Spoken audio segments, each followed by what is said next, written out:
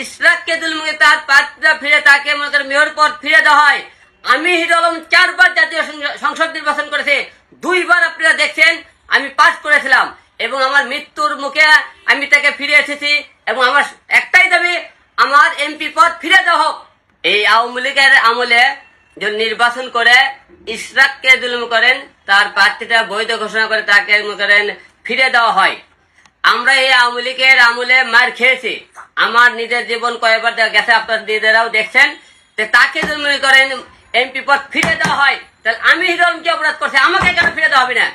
আমার কথা আইনের প্রতি শ্রদ্ধা রেখে বলতেছি, সারা বাংলাদেশের একটাই কথা বলতে চাই, আমি কোনো গণনাও চাই না, কোনো কিছু চাই না, ডাইরেক্ট এমপি পদ চাই। কারণ একটাই, আমি দীর্ঘ কয়টা বছর ধরে 10টি বছর ধরে সংগ্রাম লড়াই করেছি, মার খেয়েছি, রাজপথে ছিলাম। আওয়ামী লীগের আমলে যখন বিএনপির অনেক নেতাকে দেখছি, আপনারা মনে করেন আড়া জঙ্গলে ঘুম পাচ্ছে, রাস্তার মধ্যে কথা বলেনি, আমরা সখন বুক ফুলে কথা বলছি। তাহলে এখন আপনার দেশের আইন কি, আইনের প্রতি শ্রদ্ধা রেখে বলতেছে, দেশের আইন আদালত ঠিক থাকে, তাহলে আমি হিরো আলম আমার এমপি পদ ফিরিয়ে চাই। কারণ একটাই দাবি, ইশরাককে যেহেতু ফিরে দেওয়া আছে, আমাকে কেন ফিরে দেওয়া হবে না? দেশের আইন যদি ঠিক থাকে, সবকিছু যদি ঠিক থাকে, তাহলে আমি হিরো আলম কেন পাবো না? আমার জনগণের কাছে প্রশ্ন, আইন প্রশাসনের কাছে প্রশ্ন, আমি আমার এমপি তো ফিরে চাই।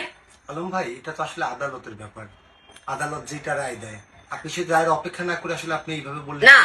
কেন আদালতে অপেক্ষা করব? আদালতের কথাই যদি বলেন, তাহলে আওয়ামী লীগের সময় যখন আদালত ছিল, আইন ছিল, তখন কি বলছে, আওয়ামী লীগের এমপি মন্ত্রী সব পাশ করে দিয়েছে, সব জায়গাতে আওয়ামী লীগের সবকিছু পাশ রেখেছে। তাহলে এখন তো লোকজন মনে করেন আগেই ধরে নিয়েছে, সামনে নির্বাচনে বিএনপি এবার প্রধানমন্ত্রী হইতেছে। তাহলে বিএনপির লোকেরা এখন থেকে আইনের আশ্রয় নিতেছে, আইনের কাছে গেলে তারা যদি পায়, তাহলে আমরা কেন পাবো না? কেন এখন আমাদের কি অপরাধ?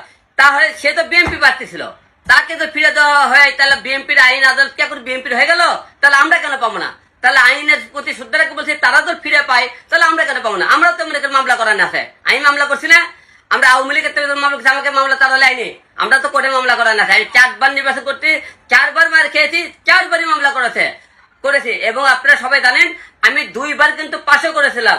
ঢাকা 17 আসনে আমি পাশ করেছি, বগুড়া 4-এ পাশ করেছি, তাহলে কোন জায়গা থেকে পাশ করিনি? তাহলে আমি যদি পাশ করে থাকি, তাহলে আমাকে কেন দেওয়া হবে না? তাহলে আমরা কি ধরে নিতে পারি দেশের বৈষম্য এখনো দূর হয়নি? অবশ্যই দূর হয়নি। এবং একটার কথা, সবচেয়ে বড় কথা কি, যেহেতু মনে করেন ইশরাককে ফিরে দেওয়া হয়েছে, আমি যেহেতু 4 বার নির্বাচন করেছি, আমি অনেক অন্যায় অত্যাচার হয়েছি, আপনারা সবাই জানেন। আমি তো এমপি হওয়ার যোগ্য হয়ে থাকি, প্রার্থী দল ফিরে পাওয়ার জন্য যোগ্যতা থেকে থাকে আমার, তাহলে আইন আদালতের কাছে শ্রদ্ধা জানাবো, আমার প্রার্থীটা যেন ফিরে দেওয়া হয়, আমি এমপি পদটা ফিরে চাই।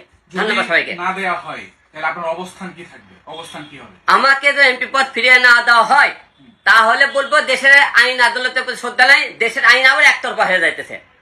আওয়ামী লীগের টাইমে আওয়ামী লীগের আইন শুনছে, বিএনপির টাইমে বিএনপির আইন শুরু হয়ে যাইতেছে। এখন তো বিএনপির টাইম না ভাই, বিএনপির লোক তো বিএনপির টাইমের সামনে সবাই তো ধরেই নিচ্ছে আপনার বিএনপি এমপি হবে, সবাই তো ধরেই বিএনপির এমপি হয়ে যাবে, বিএনপির প্রধানমন্ত্রী হবে, সবাই তো ধরেই নিয়েছেন। না হলে করেন বিএনপির লোকে ডাইরেক্ট দিয়ে দিল। আমরা তো অনেক স্বতন্ত্র প্রার্থী করেছি, অনেক মেরে খেয়েছি, আমাদের কেন দেওয়া হলো না?